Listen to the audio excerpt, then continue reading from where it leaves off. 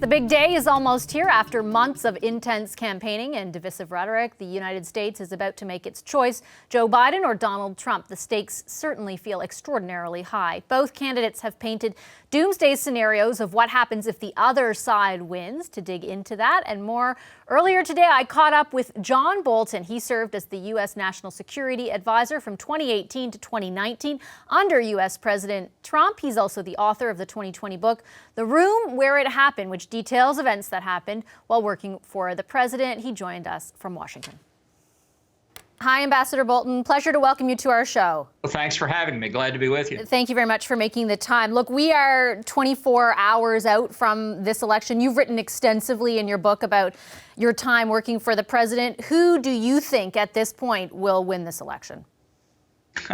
Well, you know, the entire country is still operating under the mistakes that the pollsters and the commentators made in 2016. So my view is right now I would vote a U.S. dollar that Biden wins, but I wouldn't vote any more. I wouldn't bet any more than that. You don't sense it's a certainty?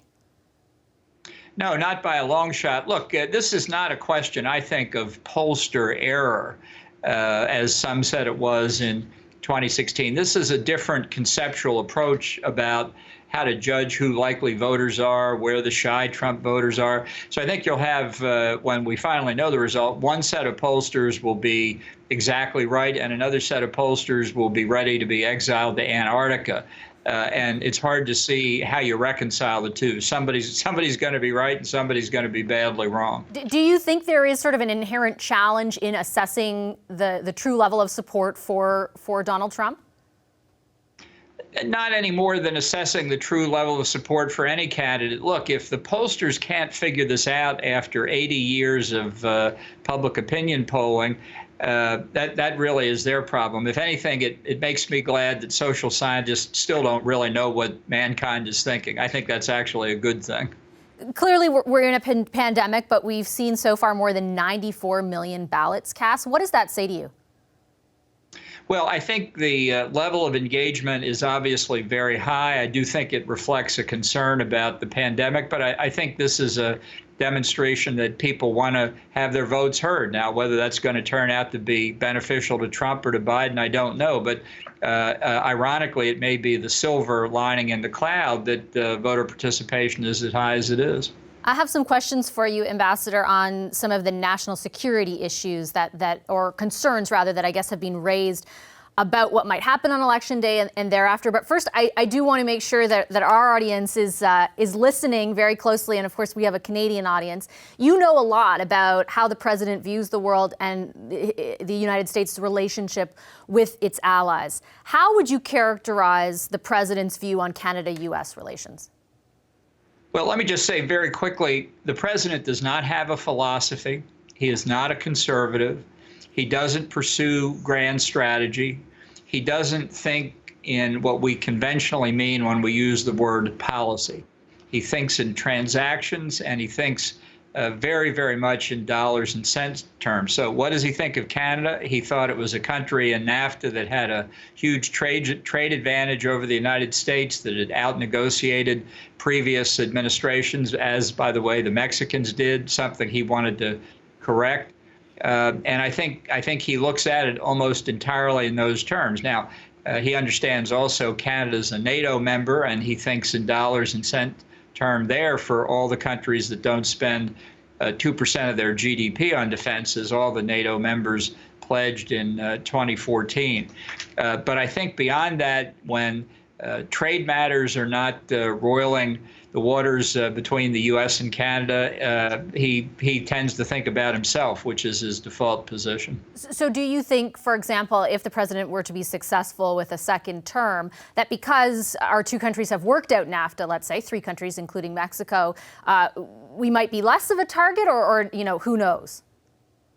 Well, who knows? I think one of the things to understand, I try and explain this through examples in my book, is that in many issues in the national security space, Trump did not make decisions on the basis of weighing the pros and cons of the options available to him, doing cost-benefit analyses. He decides on an ad hoc basis. Often, based on what he believed the political ramifications would be in the United States. Now, look, all Democratic leaders take politics into account, but I'm suggesting that with Trump, it's qualitatively different. Sometimes politics is not just a factor, it's the factor. And if he wins re-election, he passes by a guardrail that in his first term was a major constraint.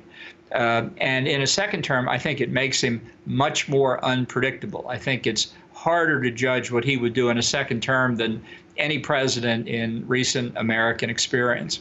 He has, focused a lot, obviously, on the trade issues, but sometimes under the guise of national security.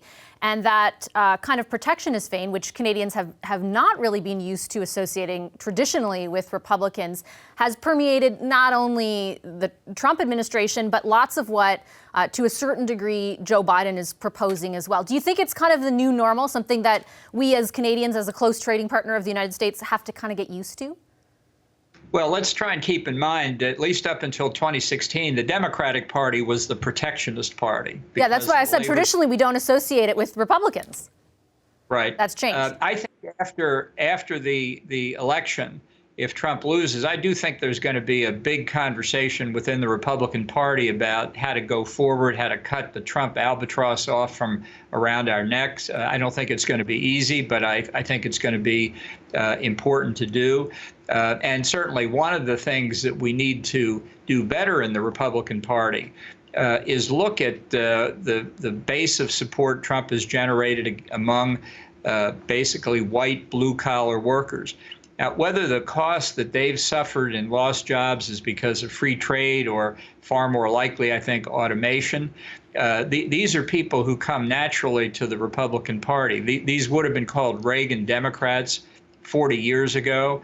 And, if the Democratic Party elites want to push the entire labor union movement in the country into the arms of Republicans, we ought to be willing to take it, but not by sacrificing some of the important economic principles that have defined the party in the last century. So this is going to be very important to do. I do not think the two parties in trade policy will look as much alike as they have. I think the Democratic Party will go back to being more protectionist. But before I let you go, Ambassador, I do want to ask you, just from a national security perspective, especially given your prior role in the Trump administration, how concerned, if you were continuing to serve in that role right now, would you be about the potential for violence following election night or on even election day? And then in that interim period, before we might actually know what the certain conclusion of the outcome of the election is? Look, I think foreign adversaries often try and take advantage of the election campaign season and the lengthy presidential transition. I hope we're fending them off in cyberspace in the run-up to the election. But within the United States itself, I think partisan tensions are high. I think there are a certain number of people on both sides of the spectrum who would want to take advantage of it for their own purposes by engaging in violence. I hope I'm wrong in that respect, but I don't think it's a systemic problem. I think I expect it will be isolated and anecdotal, and I certainly hope that's the worst scenario that we face. I've listened to you in prior interviews talk about sort of the threat also to the nature of democratic institutions and the faith that Americans have in them in the United States. There's been a lot of talk, even in the last 24 hours from the president's campaign about, for example, not trusting the results or, not waiting for them to be fully counted in states where they don't start counting them until later on. What do you think of those statements? Well, I think he's degrading the office of the presidency. I think that's unfortunately not untypical of Trump. He cares about himself. He doesn't care about our institutions. And I don't expect his departure to be gracious, although I don't think we're going to have to pry his fingernails away from the Resolute desk. At least I hope not.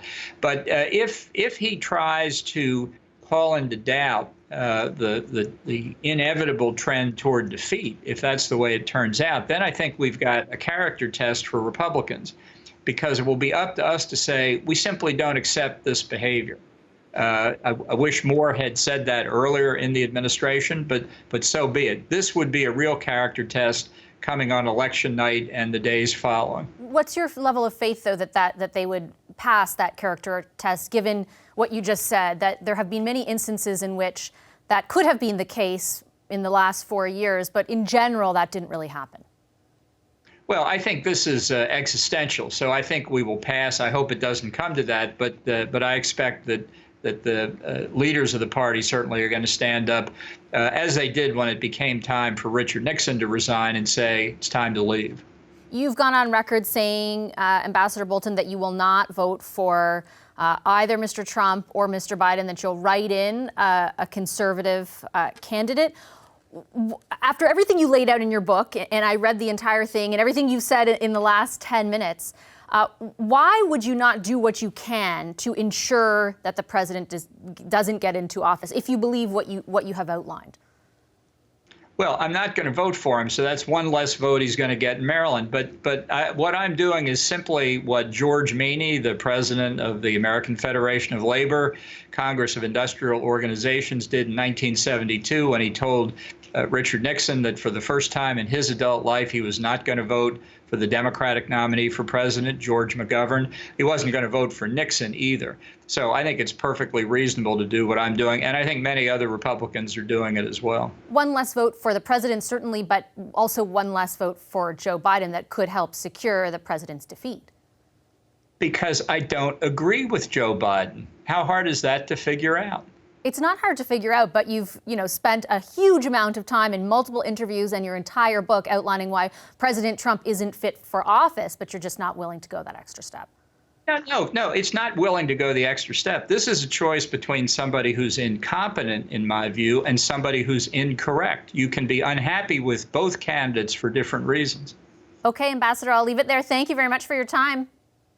Great, thank you.